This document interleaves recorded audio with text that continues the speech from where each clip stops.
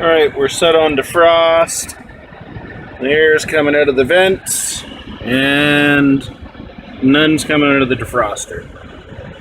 Well, it's still liquid today, but I'm thinking in a couple of weeks it's all going to be ice. That's a problem.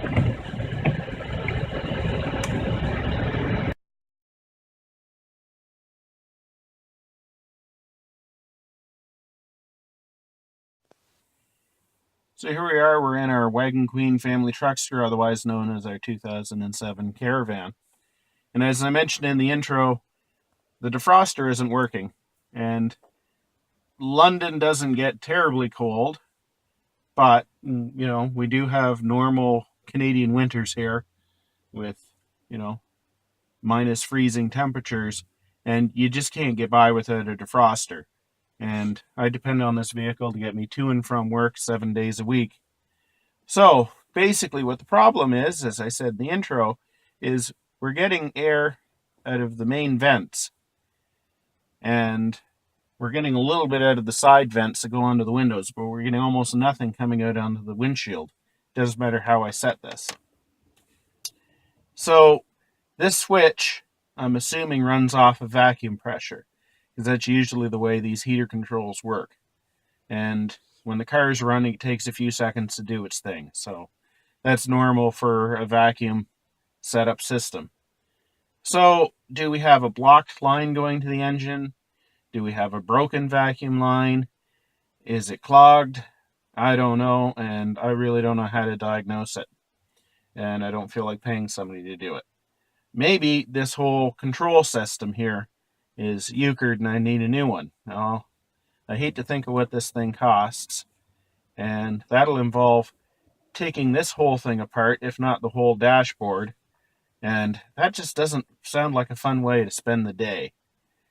So what am I going to do? So I'm thinking, since I've got air coming out here, and I can still change the temperature of said air coming out of there, why don't we see if we can get this air to go up there? So that's what we're going to spend the day doing. So I want to make a plate that's basically going to cover this area here, so that we can cover this over and then attach our deflectors in place. I'm just going to do some tracing here.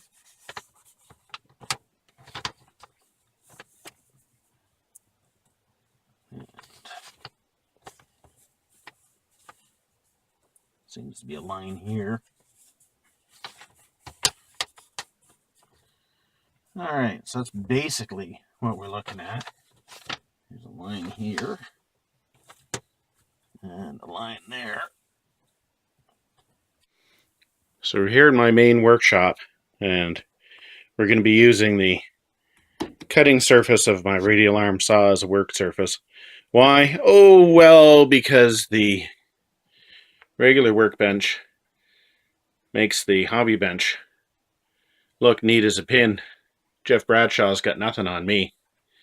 So, what you didn't see is me running upstairs about a half dozen times to create this cardboard cutout, which is going to be our template for cutting our piece of styrene.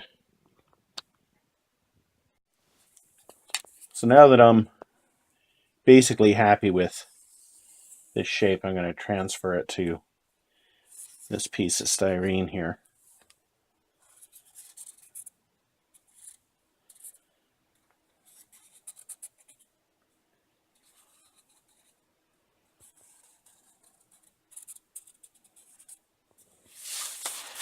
There we go. So this is going to be our plate that our diverters are going to fit onto.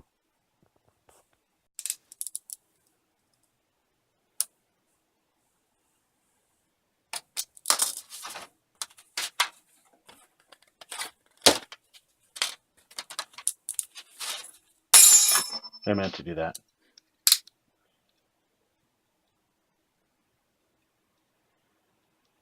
Being very, very careful.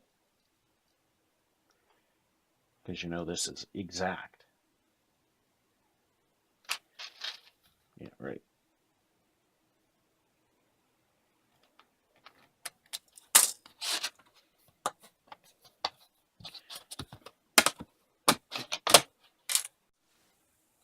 Now I'm just going to cut these circles freehand. The reason I'm not using my Olfa circle cutter is because it's an Olfa pain. I'd probably end up throwing it across the workshop before I was done. And since this is something of a redneck repair, this doesn't have to be pretty. This part will never be seen. Well, except by all you loyal viewers who are watching me do this.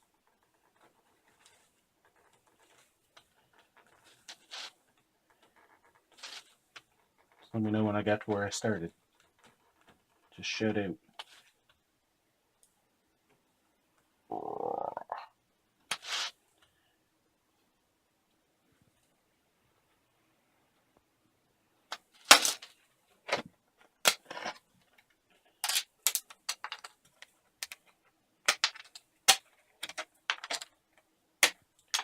And that was easy. Just 2 more to go.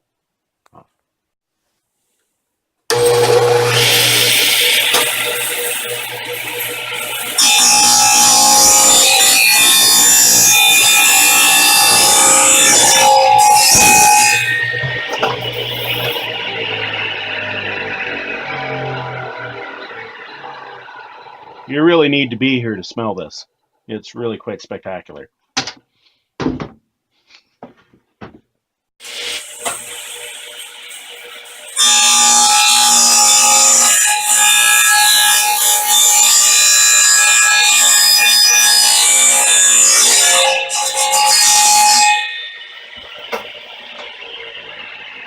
So, regular ABS pipe is an extremely tight fit in the fittings, and I want to be able to adjust things. So I need to sand down the outside of this so that it is capable of going in and out and that sort of thing easily.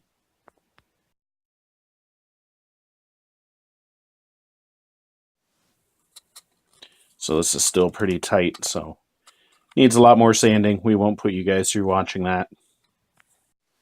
I've put it on this old box so that I'm not getting goo all over my saw table, because you can tell what wonderful shape it's in. Blech. Doesn't this stuff smell lovely? I can feel the brain cells dying.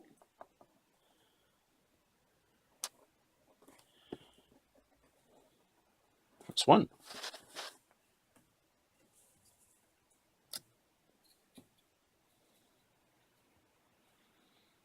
And 2.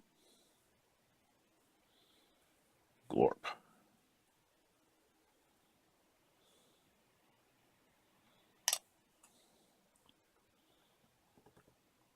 I'm assuming this will attack the styrene,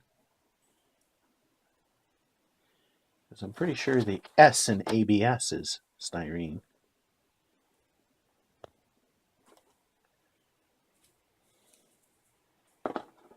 That's not the right one. That's the right one.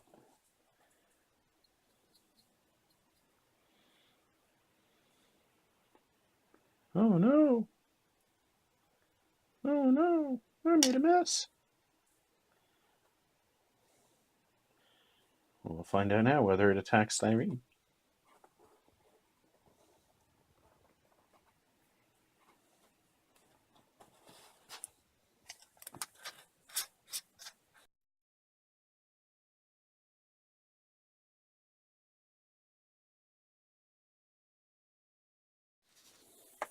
So we put the weather stripping on here because we're not putting this on a nice regular surface. And the idea is we want to keep as little air loss as possible. We want as much of the air to be coming through these holes as possible. So we're just about ready to mount this in the car. All right, now we're hoping there's nothing vital in behind here.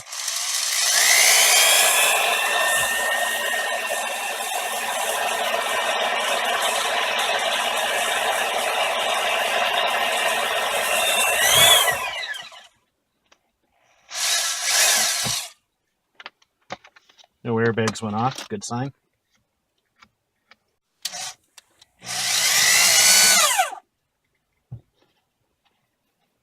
That's starting to stay in place.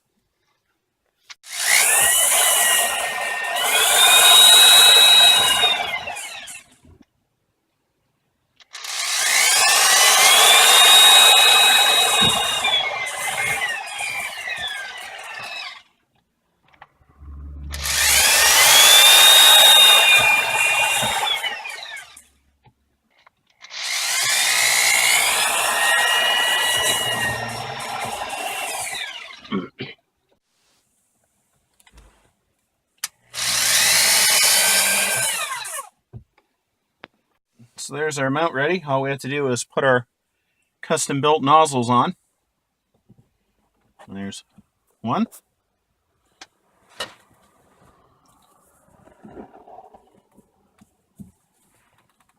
And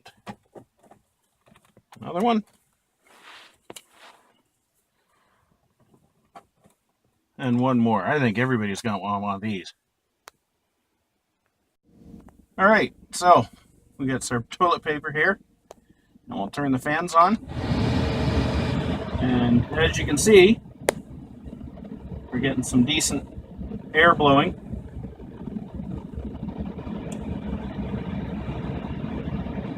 There we go.